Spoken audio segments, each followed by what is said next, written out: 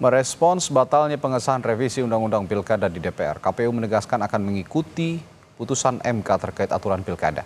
KPU juga akan segera berkoordinasi dengan Komisi 2 DPR RI untuk menyusun peraturan KPU untuk Pilkada 2024. Kami juga sudah menyiapkan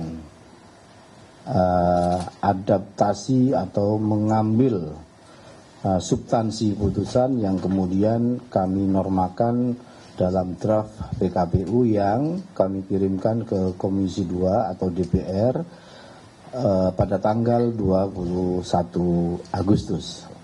Untuk selanjutnya tadi setelah kami melakukan rapat pleno terbuka hasil pemilu pasca PHPU kedua di Mahkamah Konstitusi, kami juga menyampaikan bahwa kami dengan tegas akan melaksanakan putusan Mahkamah Konstitusi. Adapun langkah-langkah lanjutan berkaitan dengan yang kita lakukan terkait dengan tindak lanjut putusan ini, kami melakukan langkah prosedur tertib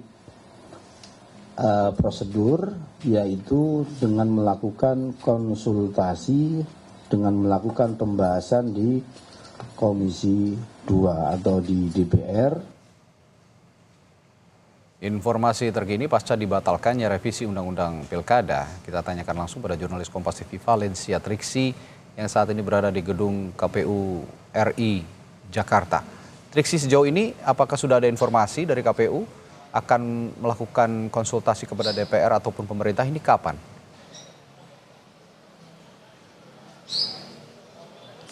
Iya, Radi, mengikuti apa yang disampaikan oleh pihak Komisi Pemilihan Umum pada saat press conference semalam bahwa memang KPU sudah bersurat kepada DPR, khususnya Komisi 2, untuk pada tanggal 21, yakni satu hari setelah putusan dari Mahkamah Konstitusi diterbitkan pada tanggal 20 Agustus.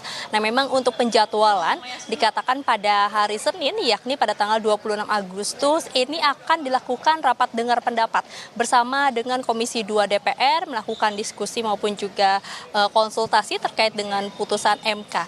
Dikatakan ini merupakan langkah prosedur, mengingat bagaimana pihak Komisi Pemilihan Umum nampaknya berkaca pada putusan Mahkamah Konstitusi yang kemudian diubah untuk Pilpres 2024, dan di saat itu memang ada dampak yang kemudian diterima oleh pihak KPU, yakni mendapatkan sanksi berat dari DKPP. Sehingga pada saat ini ketika ada putusan baru dari Mahkamah Konstitusi terkait dengan Pilkada, yang kita tahu juga pada tanggal 27 atau pada Selasa depan ini akan dimulai pendaftaran calon kepala daerah.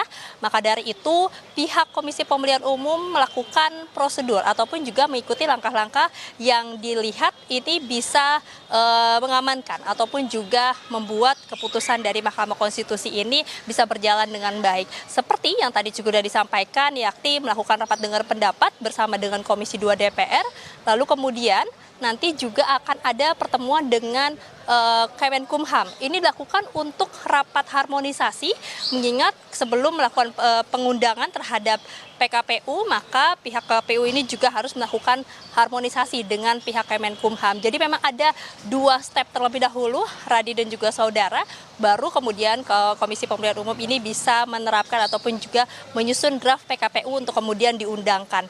Nah, melihat lagi terkait dengan putusan dari Mahkamah Konstitusi yang juga sudah ditegaskan oleh pihak Komisi Pemilihan Umum bahwa mereka atau pihaknya ini akan melaksanakan terkait dengan putusan MK tersebut, mengingat juga sudah ada pembatalan pengesahan revisi Undang-Undang Pilkada dari pihak DPR kemarin, maka dari pihak KPU ini menyebutkan kalau diskusi ataupun juga konsultasi yang dilakukan bersama Komisi 2 DPR nantinya pada hari Senin 26 Agustus 2024 sifatnya tidak mengikat. Jadi hanya konsultasi, mengingat ini adalah prosedur, tapi terkait dengan keputusan, terkait dengan apa yang nanti akan diterapkan oleh Komisi Pemilihan Umum akan mengikuti dari putusan Mahkamah Konstitusi nomor 60 dan juga nomor 70, yakni terkait dengan ambang batas pencalonan kepala daerah dan juga terkait dengan titik penghitungan atau batas usia minimum calon kepala daerah.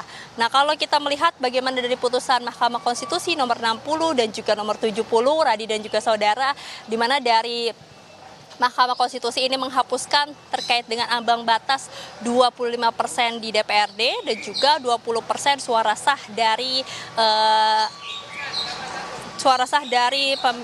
pileg di daerah setempat. Nah, ini berarti ada kesempatan baru bagi partai-partai yang memang tidak sesuai dengan ambang batas, termasuk juga kesempatan bagi partai-partai non-parlemen untuk kemudian bisa maju mengikuti pilkada dengan mengajukan calon perseorangan. Nah, ya ini juga kita akan nantikan apakah memang ada kejutan-kejutan terkait dengan pilkada, karena yang baru terdengar khususnya di DKI ya, Radi dan juga saudara, ini ada calon Ridwan Kamil dan juga Suswono, lalu kemudian juga ada Darmapun yang merupakan calon independen. Nah, apakah dengan adanya aturan baru dari Mahkamah Konstitusi terkait dengan penghapusan ambang batas ini akan ada calon lain yang kemudian diajukan. Nah, kemudian yang kedua adalah terkait dengan titik penghitungan batas usia minimum calon kepala daerah.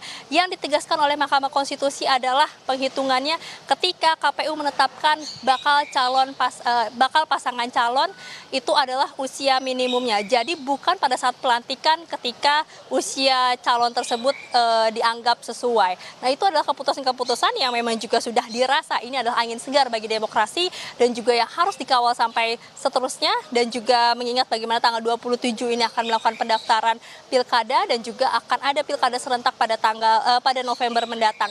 Maka dari itu, Radi dan juga saudara, yang kita nantikan pertama adalah bagaimana RDP, penyusunan PKPU, dan kemudian berjalannya pilkada serentak dimulai dari tanggal 27 Agustus ini. Radi. Ya, masih ada 2 hari kerja ya untuk KPU untuk melakukan 2 langkah yang sudah disebutkan Triksi tadi, melakukan konsultasi kepada DPR dan juga melakukan harmonisasi dengan pemerintah. Dan 2 hari kerja ini merupakan 2 hari yang sangat sempit begitu ya. Sepertinya KPU harus mengebut untuk menyusun peraturan KPU untuk dalam koridor penyelenggaraan Pilkada serentak 2024. Terima kasih Valencia Triksi melaporkan langsung dari gedung KPU RI di Menteng, Jakarta Pusat.